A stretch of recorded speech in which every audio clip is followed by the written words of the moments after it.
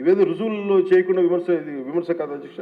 ఇది మనం శ్వేతపత్రంలో ఉన్న వివరాల ప్రకారం, మన జూలై 24 శ్వేతపత్రం ఉన్న వివరాల ప్రకారం వెళ్ళిపోయిన పాలకులు దాదాపు 9,74,000 కోట్ల అప్పులు మన మీద వేసిపోయారు. అందులో వివిధ శాఖల పరిధిలో పనులు చేయించుకొని కాంట్రాక్టర్స్కి, వెండర్స్కి వాళ్ళు చెల్లించకుండా వదిలి వెళ్ళిన అప్పులే 1,35,000 కోట్ల రూపాయలు ఉన్నాయి. అందులో కూటమి ప్రభుత్వం ఏర్పడిన తర్వాత 25,000 కోట్ల రూపాయలు ముఖ్యమంత్రి గారి నాయకత్వంలో అప్పులు తిరిగి చెల్లించగలిగాం అధ్యక్షుడు. నీటిపారుదల, రోడ్లు, భవనాలు, పరిశ్రమల శాఖల వారీగా ప్రాజెక్టుల కోసం మరో 37,000 కోట్లు విడుదల చేయడం జరిగింది. కూటమి ప్రభుత్వం ఏర్పడిన తర్వాత వాళ్ళు మిగిల్చిన అప్పులను క్లియర్ చేస్తూ అదనంగా సెంట్రల్లీ స్పాన్సర్డ్ స్కీమ్స్కి 25-26 ఆర్థిక సంవత్సరంలో 18,700 కోట్లని విడుదల చేయడం జరిగింది. కేంద్ర ప్రభుత్వం నుంచి వచ్చిన 10,500 కోట్ల నిధుల్ని వినియోగించడంలో గత ప్రభుత్వం చాలా ఘోరంగా విఫలమైంది. అందులో 1,800 కోట్లు PMAY అర్బన్ రెజ్యువనేషన్ మిషన్, ప్రధానమంత్రి Ayushman Bharat, pre matric scholarship for OBC, EBC, denotified తెగలు, PMSSV కింద రావాల్సిన పోస్ట్ మెట్రిక్ స్కాలర్షిప్లు చెల్లించకపోవడంతో వెనక్కి వెళ్ళిపోయి, తద్వారా పట్టణాల్లో అభివృద్ధి నిలిచిపోయింది. రాష్ట్ర విద్యార్థులు, యువత నష్టపోయింది. సెంట్రల్లీ స్పాన్సర్డ్ స్కీమ్స్కి రాష్ట్ర మ్యాచింగ్ గత ప్రభుత్వం ఇవ్వకపోవడం వల్ల 8,700 కోట్ల రూపాయలు నిరుపయోగం అయిపోయాయి. తద్వారా కేంద్ర ప్రాయోజిత పథకాల అమలు ఆగిపోయింది. ఇట్లా గత ప్రభుత్వం పూర్తి చేయకుండా వదిలేసి వెళ్ళిన పులివెందులు కానీ, డోన్, ఉద్దానం ప్రాజెక్టులకి తిరిగి మన ప్రభుత్వం వచ్చి 400 కోట్ల రూపాయలు కేటాయించి మళ్ళీ విలేజ్ స్కీమ్ ప్రాజెక్టులను ఈ వేసవిలోని ప్రజలకి అందుబాటులో తీసుకురాబోతున్నాం. మరో 7,910 కోట్ల రూపాయలతో 5 జిల్లాల పరిధిలో మెగా వాటర్ గ్రిడ్ ప్రాజెక్ట్స్ని ప్రారంభించాం. 2027 చివరి నాటికి మొత్తం ప్రాజెక్టులు పూర్తి చేయబోతున్నాం అధ్యక్ష. కూటమి ప్రభుత్వంలో అధికారంలోకి వచ్చిన తర్వాత జల్ జీవన్ మిషన్కి చాలా బలమైన పునరుత్తేజం తెచ్చాం. అలాగే విద్యాశాఖలో కూడా సహచర మంత్రి వైద్యుడు సోదరుడు నారా లోకేష్ గారి నాయకత్వంలో కూడా చాలా రెవల్యూషన్ చేంజ్ చేసి వచ్చినాయి. తల్లికి వందనం, మెగా పేరెంట్స్ టీచర్ మీటింగ్ వంటి ఈ వినూత్న కార్యక్రమాలను అమలు చేయడం, మెగా డిఎస్సి ద్వారా 16,000 మందికి ఉపాధ్యాయ నియామకాలు చేపట్టడం, ఇవన్నీ వారికి మనస్ఫూర్తిగా అభినందనలు తెలియజేస్తాను.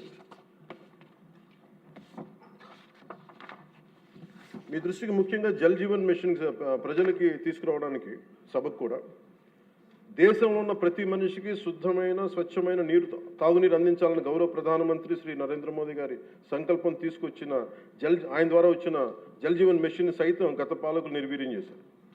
ఒకసారి రివ్యూస్ చేస్తామంటే 2019-24 మధ్య ఈ పథకం కింద కేంద్ర ప్రభుత్వం 27,000 కోట్లు కేటాయిస్తే కేవలం వాళ్ళు 4,000 కోట్లు మాత్రమే ఖర్చు చేశారు.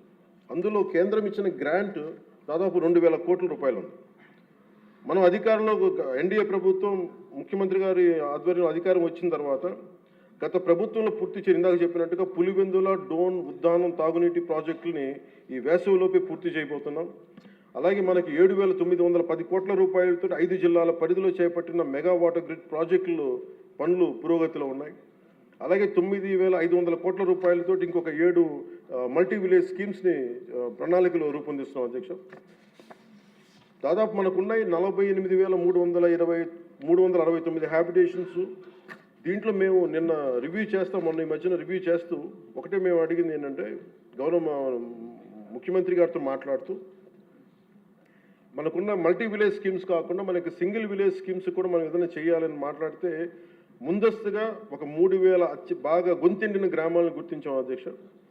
వాటికి మేము ఉన్న దాంట్లో వాటర్ షెడ్ మేనేజ్మెంట్ కానీ, లేదంటే ఉన్న pipe lines, internal pipe lines కానీ ఇవన్నీ చేయడానికి ప్రణాళికలు సిద్ధం చేస్తున్నాం. ఈ ప్రభుత్వం కోరిక ఒకటే, ఎన్డీఏ ప్రభుత్వం కోరిక ఒకటే, స్వచ్ఛమైన, శుద్ధమైన నీరు అందించాలి. దీనికి మేము ఈ సభ సమక్షంలో మాటిస్తున్నాం అధ్యక్ష. ప్రతి గ్రామానికి దీనికి నీళ్ళు అందిస్తాం. దీనికి ఇది ఈ 48,369 ఈ గ్రామాల్లో ముందస్తుగా ఈ 15 ఈ మల్టీ విలేజ్ స్కీమ్స్ కాకుండా ఇంకొక 3,000 గ్రామాలకి నీరు అందించాలని చెప్పి ఒక బలమైన సంకల్పంతో ముందుకెళ్తా ఉన్నాం.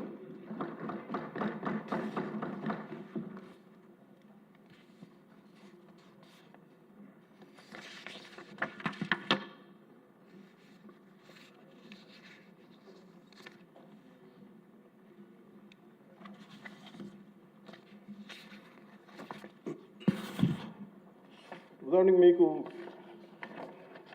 నరేగా కంపారిజన్ మీకు చెప్తాను అధ్యక్ష. అది మన ప్రభుత్వానికి వాళ్ళ ప్రభుత్వానికి తేడా.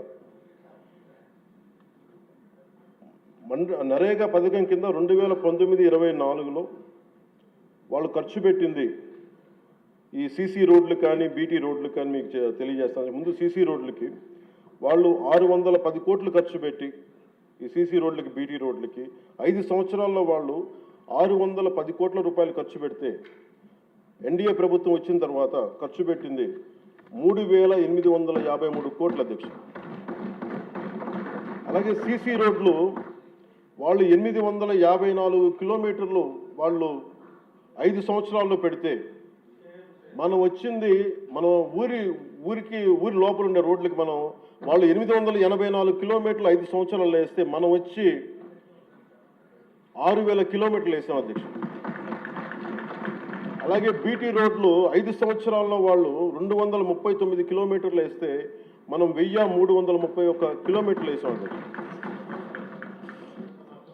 అలాగే ఆల్ స్కీమ్స్ మన రూరల్ డెవలప్మెంట్కి సంబంధించి వాళ్ళు మొత్తం పెట్టిన ఖర్చు అధ్యక్ష 5 సంవత్సరాలు వాళ్ళు పెట్టిన ఖర్చు 4610 కోట్ల రూపాయలు అయితే మనం ఖర్చు పెట్టింది 11,506 కోట్ల రూపాయలు ఖర్చు పెట్టాం. సీసీ బీటీ రోడ్లు అన్నీ కలిపి 8100 కిలోమీటర్లు వాళ్ళు 5 సంవత్సరాలు వేస్తే మనం ఇంకా 2 సంవత్సరాలు పూర్తి కాకుండానే 17,551 కిలోమీటర్ల రోడ్లని ఈ రోజున మనం పూర్తి చేయడం, అలాగే పర్మిషన్స్ ఇవ్వడం జరిగింది. ఇది మీకు ఎందుకు చెప్తున్నానంటే అధ్యక్ష, మనం నిజంగా కనుక చెయ్యాలి ప్రజలకి అనుకున్నప్పుడు గౌరవ ముఖ్యమంత్రి గారి ఆధ్వర్యంలో చాలా అద్భుతంగా రకరకాల దారులు వెతికాం. మనకి అప్పులు మిగిలిపోయినాయి, కష్టాల్లో ఉన్నాం, ఉన్న ఒక 100 కోట్లు ఎలా సర్దాలి, దేనికి ప్రయారిటైజ్ చేయాలని చెప్పి ఇది మా చిత్తశుద్ధి అంతా ఏంటంటే లాస్ట్ మైల్ జనానికి ఎలా అందించాలి అన్న ఒక తపన ఈ రోజున మనం ఇంత బలంగా ముందుకు తీసుకెళ్తాం అధ్యక్ష. అలాగే గ్రోత్ రేట్ ఆఫ్ ఆంధ్రప్రదేశ్ 2014-19 వచ్చినప్పుడు మనకి విడిపోయినా కానీ 13.50% మనకు ఉన్నప్పుడు, అదే 19-24 వచ్చేటప్పటికి 10.5% పడిపోయింది. కానీ మనకి 9 లక్షల పైచులకు అప్పు ఉండి మనకి పోలవరం లాంటి ప్రాజెక్ట్ని నిర్వీర్యం చేసి అమరావతిని కట్టకపోయినా కానీ స్టిల్ మనకి ఇన్ని దెబ్బలతో పాటు మన ఎదురు దెబ్బలు తింటూ కూడా గౌరవ ముఖ్యమంత్రి గారి ఆధ్వర్యంలో నాయకత్వంలో రాష్ట్ర ప్రభుత్వం 24-25 సంవత్సరానికి కానీ 11.75 ఆర్థిక అభివృద్ధిని చూపించిందంటే ఇది ఎంత బలమైన దార్శనికతతో కూడిన ఈ లీడర్షిప్ ఉందో మనకి తెలియజేస్తూ ఉన్నది. సో మనస్ఫూర్తిగా ఇది నేను గౌరవ ముఖ్యమంత్రి గారికి ధన్యవాదాలు తెలియజేసుకున్నాను. అలాగే క్యాపిటల్ ఇన్వెస్ట్మెంట్ ఇన్ఫ్రాస్ట్రక్చర్ డెవలప్మెంట్కి 2019-24కి మనకి వాళ్ళకి 16,000 కోట్లు వస్తాయి. ఈ ప్రభుత్వం రాగానే 24-25కి 32,712 కోట్ల రూపాయలు ఇన్ఫ్రాస్ట్రక్చర్ డెవలప్మెంట్ కానీ క్యాపిటల్ ఇన్వెస్ట్మెంట్ కానీ పెట్టుకుంది. అలాగే 25-26కి 53,915 కోట్ల రూపాయలు ఇవ్వడం మనకి కేటాయించడం జరిగింది. ఇది చాలా బలమైన మనకి ఆశయాలను ముందుకు తీసుకెళ్తా ఉంది అధ్యక్ష.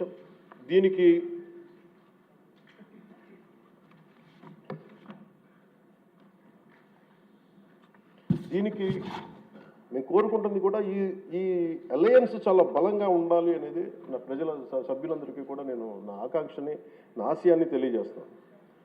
నేను ఎందుకు ఇంత తపన పడ్డాను, రాష్ట్ర విభజన జరిగినప్పటి నుంచి ఆంధ్ర రాష్ట్రం వెనుకబాటు పడిపోయింది, దీనికి ఎవరు ముందుకు తీసుకెళ్ళలేము అనుకున్న దాంట్లో నేను ఏమీ ఆశించకుండా 2014లో మన అలయన్స్ కోసం నేను కష్టపడ్డాను.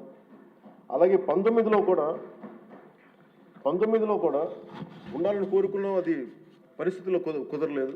కానీ 24 వచ్చేటప్పటికి నేను పార్టీ పరంగా అన్ని తగ్గి అన్ని రకాలుగా ఎందుకు పెట్టానంటే ఇది నేను పార్టీగా గెలవడం కంటే కూడా నేను ఇండివిజువల్గా సాధించడం కంటే కూడా నేను కోరుకుంది 5 కోట్ల మంది ప్రజల ఆకాంక్షల్ని, ఆశయాల్ని ముందుకు తీసుకెళ్లాలని నా తపన. ఇది ఎట్టి పరిస్థితుల్లో కూడా నేను కోరుకుంటుంది. ఇప్పుడిప్పుడే మనం చిన్నపాటి ఒక 1 పాయింట్ అభివృద్ధి చూసాం మనం ఇప్పటికీ. ఇది ముందుకెళ్ళాలి, ఇంకా మన ఆకాంక్షలను, ఆశయాలు ముందుకు తీసుకెళ్ళాలి అంటే ఇది మనలో ఉన్న ఏమన్నా సరే చిన్న సవరణ ఏదైనా చేసుకుంటే అందరం ముందుకెళ్ళాలి. ఈ ప్రభుత్వానికి, ముఖ్యమంత్రి గారికి బలంగా నిలబడాలని మనస్ఫూర్తిగా కోరుకున్నాను అధ్యక్ష. అలాగే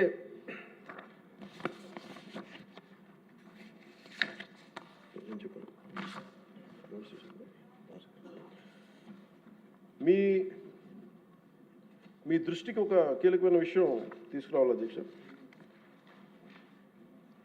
మన దేశంలో 140 కోట్ల ప్రజల భవిష్యత్తు నిర్ణయించే విధంగా భారత రాజ్యాంగాన్ని అమలు చేయడానికి మరి ప్రజాస్వామ్యాన్ని పరిరక్షించడానికి రాజ్యాంగ నిర్మాతలు 3 ప్రధాన వ్యవస్థలను ఏర్పాటు చేశారు. వన్ ఇస్ శాసనసభ వ్యవస్థ, లెజిస్లేటివ్, ఎగ్జిక్యూటివ్ అండ్ జ్యుడిషియల్.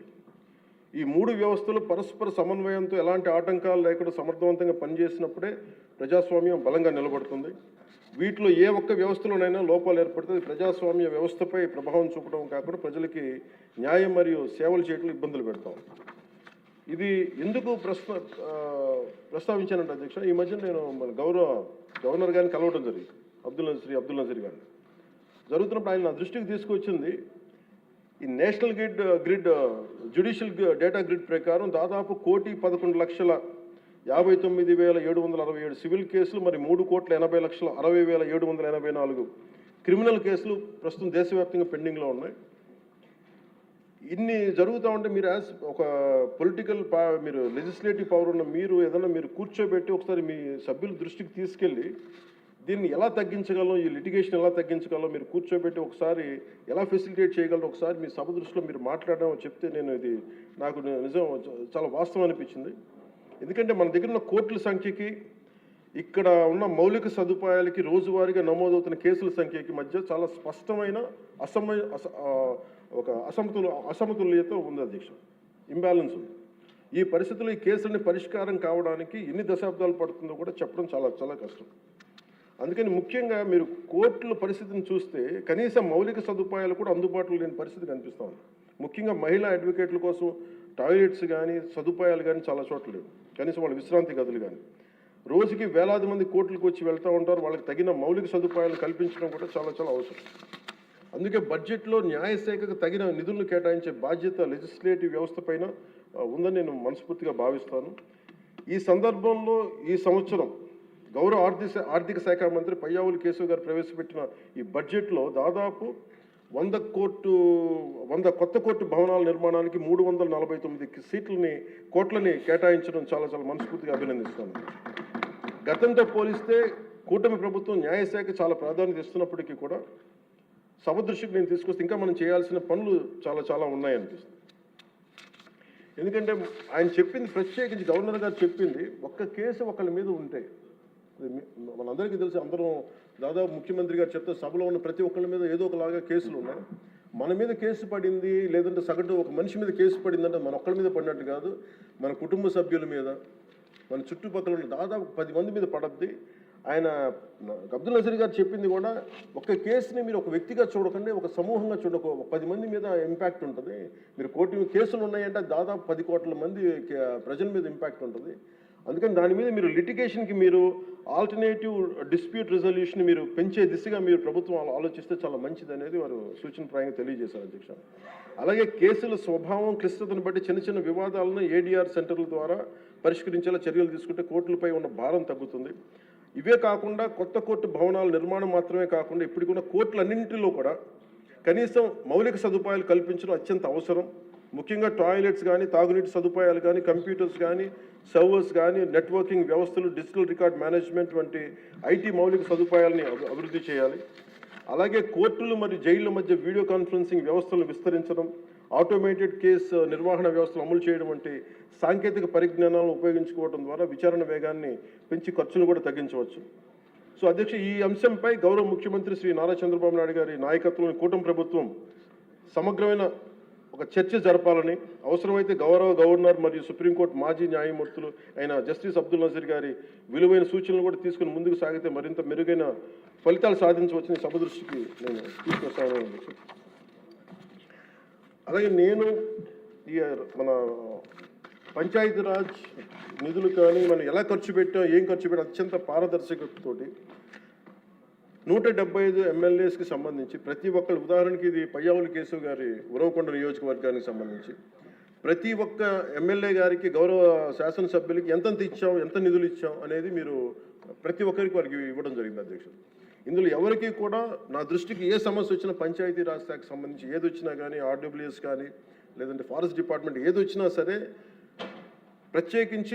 ప్రత్యేక శ్రద్ధ పెట్టి ఉన్న పరిమితమైన నిధులనే అందరూ ఒకళ్ళకి ఇవ్వకుండా కూడా పార్షియాలిటీ చూపించకుండా ఉన్నంతలో అందరికీ న్యాయం జరిగేలా మేము చేస్తామని ఇది మీ ద్వారా ప్రతి ఎమ్మెల్యే గారికి, ప్రతి గౌరవ శాసనసభ్యులు ప్రతి ఒక్కరికి పంచాయతీరాజ్ శాఖ అందజేస్తున్న అధ్యక్ష. ఇది మీ దృష్టికి తీసుకొస్తా ఉన్నాను.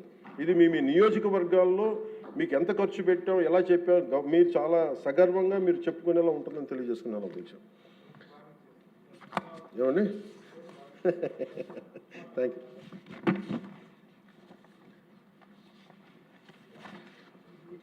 అలాగే వీళ్ళకి సంబంధించి అంటే నాకు సభ దృష్టికి ఇంకా గౌరవ సభ్యులందరూ మాట్లాడతారు. నా సభ దృష్టికి నేను తీసుకురాగలిగేది ఇప్పటికీ కూడా వాళ్ళ సభ్యులు తక్కువ 11 మంది అయినప్పటికీ కూడా వాళ్ళు ఒక 1100 మంది ఉన్నట్టుగా వాళ్ళు మాట్లాడుతూ ఉంటారు. అంటే మనం ఎందుకనంటే వాళ్ళు చెప్పిన దాన్ని చాలా బలంగా నమ్ముతారు. మనం చేసే పనులు మనం చెప్పుకోలేం, మనం చేయడానికి సంకోచిస్తున్నాం ఏంటో తెలియదు. కానీ వాళ్ళు చూడండి, ఇందాక నేను చెప్పింది మీకు, when we are irresponsible, our NDA alliance is so responsible, reliable and reasonable government, while they are irrational, irresponsible and abusive group. వీటన్నిటి మధ్యలో మనం కూర్చోబెట్టి మనం ఏదైనా మాట్లాడాలి అంటే మనందరం కూడా ఒక ఏకాభిప్రాయం మీద ఒక ఏకత్వం ఉండాలి అనేది నేను మనస్ఫూర్తిగా సభ్యులందరినీ కూడా నేను కోరుకుంటా ఉన్నాను. అంటే వాళ్ళు చూడండి, ఆర్టికల్ 21 కాన్స్టిట్యూషన్ ఆఫ్ ఇండియాలో protection of life and personal liberty మాట్లాడితే మేబీ వాళ్ళు ఏమనుకున్నారంటే endangering others life, violating their liberty must be fundamental right అనుకుంటున్నారు వాళ్ళు. ఇది మనం కరెక్ట్ చేయాలి.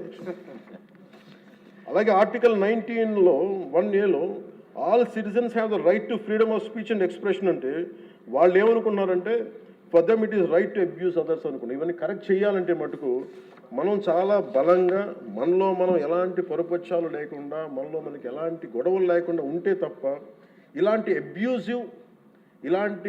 అబ్యూజివ్ వ్యక్తుల సమూహాన్ని మనం ఎదుర్కోలేము అధ్యక్ష. కల్తీలు వాళ్ళే చేస్తారు, వాళ్ళే బూతులు తిడతారు. ఎలా ఉంటుందంటే హిందీలో చెప్తారు, ఉల్టా వచ్చే కొత్త వాళ్ళు కూడా అంటే దోపిడీలు చేసే దొంగ పోలీసు వస్తే పోలీసుని దొంగ అని అరిచాడు. వాళ్ళే తిట్టి వాళ్ళే అబ్యూస్ చేసి మళ్ళీ మనం తిట్టామని చెప్తారు. కల్తీలు వాళ్ళే చేస్తారు. కానీ మనం డిఫెండ్ చేసుకోవడానికి irrespective of whether we are from different parties, మనం విభిన్నమైన కుల సమూహాల నుంచి రావచ్చు. కానీ బట్ రాష్ట్ర ప్రయోజనాలకి మనందరం ఒకే గలంతో ఉండాలని మనస్ఫూర్తిగా మీ ద్వారా నేను అందరూ ఉండాలని కోరుతున్నాను. అంటే నాకు మీకు ప్రజల ఆకాంక్షలు ఎలా ఉంటాయో తెలియదు, ప్రజల ఆశయాలు ఎలా ఉంటాయో తెలియదు. మీరు బడ్జెట్ వస్తుంది అంటే అరే మాకు ఏమొస్తుంది ఇందులో కోరుకుంటారు. ఒక సమ్మర్లో స్కూల్కి వెళ్ళబోతున్న పిల్లలకి అరే మాకు భవిష్యత్తు మాకు ఏం ఖర్చు ఉంటుంది, ఎంత ఖర్చు ఉంటుంది, తల్లిదండ్రులు రాసుకుంటారు. అది మాకు చిన్నప్పుడు మాకు గుర్తు. అలాంటిది ఒక బడ్జెట్ వస్తుంది అంటే ఎన్ని ఆశయాలు ఉంటాయి, ఎన్ని కోరికలు ఉంటాయి, ప్రతి గ్రూప్ మాకేమొస్తుంది, మాకేముంటుందని అనుకుంటా ఉంటాం. ఇది మేమందరం ఈ రోజున బడ్జెట్లో అందరికీ ఎంత తృప్తిగా ఉంటుందో నాకు తెలియదు. కానీ one commitment to people I can say, ఒక 15 ఏళ్ళు మేము ఈ రాష్ట్రం కోసం ఈ అలయన్స్ ద్వారా మేము పాటుపడతాం. దానికి మేము చిత్తశుద్ధిగా, త్రికరణ శుద్ధిగా అద్భుతంగా ఉండాలి రాష్ట్రం మనస్ఫూర్తిగా నేను కోరుకున్నాను అధ్యక్ష. వీటితో పాటు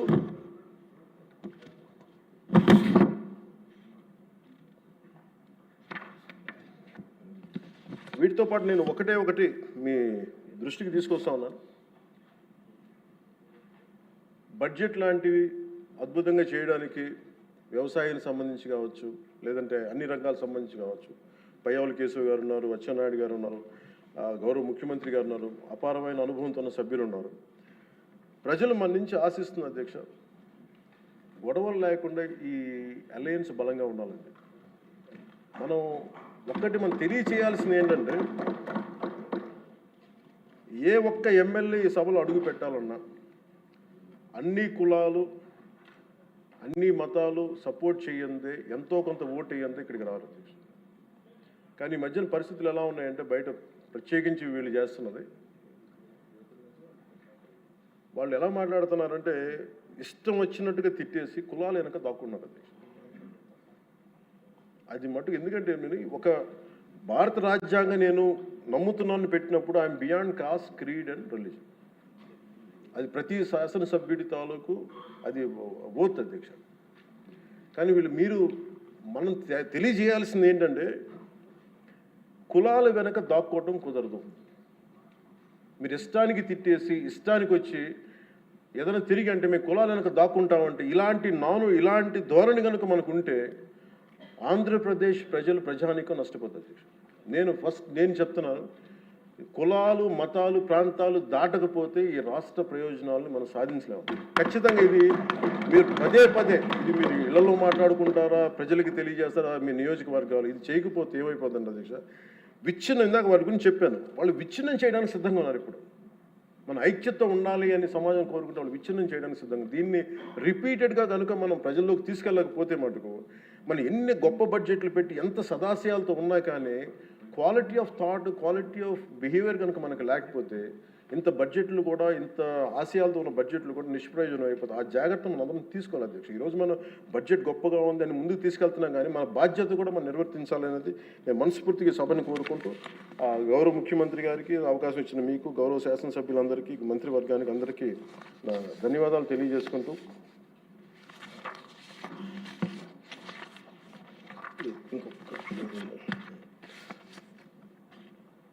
పర్యాటక రంగాన్ని ప్రత్యేకించి దుర్గేష్ గారి ఆధ్వర్యంలో 20,000 కోట్లు పెట్టుబడులు ఆకర్షించాం. తద్వారా 50,000 మందికి ప్రత్యక్షంగా పరోక్షంగా ఉపాధి అవకాశాలు లభించనున్నాయి. అలాగే గౌరవ మన సివిల్ సప్లైస్ ఆహార పౌర సరఫరాల శాఖ బాధ్యతలు నాదెండ్ల మనోహర్ గారు స్వీకరించిన తర్వాత గత ప్రభుత్వంలో హెచ్చుమీరిన రేషన్ మాఫీ ఆగడాలను అడ్డుకట్టు వేయాలని నిర్ణయించుకున్నారు. అన్నం పెట్టే రైతులు గత ప్రభుత్వం మిగిల్చి వెళ్లిన ధాన్యం బకాయిలు 1,674 కోట్లు చెల్లించారు. మన ప్రభుత్వ హయాంలో చేసిన ధాన్యం కొనుగోలుకు 4,80,000 మందికి పైగా రైతులకి 24 గంటల్లో 10,650 కోట్లు వారి ఖాతాల్లో జమ చేశారు. మనస్ఫూర్తిగా ప్రతి వారికి నా ధన్యవాదాలు తెలియజేసుకుంటూ నాకు అవకాశాన్ని ఇచ్చిన మీ అందరికీ ధన్యవాదాలు.